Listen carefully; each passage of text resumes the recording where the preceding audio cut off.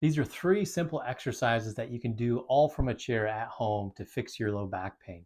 So I'm going to guide you through each one on how many sets and reps and exactly what you need to do. So please follow along and let me know if you have any questions. So the first one is we got to start loosening up those hips. What you can do is scoot back to the edge of your chair, cross your leg over, and I want you to put some force down through that knee so then you start feeling a little bit of a pull at the base of your hip. You're going to push down and lean forward. Now you may feel this a little bit in your groin or pulling in the back of your hamstrings or even on the outside of your hip. I want you to hold that position for 30 seconds and then relax and do that 5 times. What we're accomplishing when we're loosening up the hips is we're changing the mechanics of how you move. So if your hips don't move right, your back's going to compensate. That's where a lot of back pain comes from. So hold that position as long as you can for 30 seconds, relax, do that 5 times in a row on both legs, and that's going to start loosening up those hips. The second thing that I want you guys to do to start getting that lumbar spine moving better is I want you to sit upright as straight as you possibly can, and we're going to do a pelvic tilt and a pelvic roll on your chair.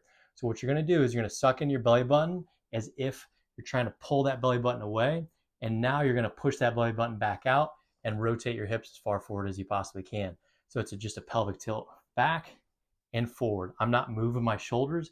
It's all in the hips, as Happy Gilmore would say. We just keep going back and forth. We do that 30 times as far as we can in each direction. That's going to really help those vertebrae start moving back and forth and getting some release in those different joints throughout your low back. Now, the third exercise that I'm a huge fan of is we got to loosen up the hip flexors in the front, because the hip flexors here in the front actually attach to the front part of your lumbar spine of your low back. And if they're really tight, which for most people they are because we're always sitting down at a desk and working, is it can really compress those discs and irritate that low back. So take your chair. I'm going to turn it to the side so you guys can see. And I'm actually going to put my foot to start with just right on the rest there, the butt rest. Then I'm going to lean back and I should feel a nice pull here in the front. A lot of people are going to cramp here in the back. Don't worry if you do, just keep pushing through, and eventually will go away within a couple of days of doing this exercise.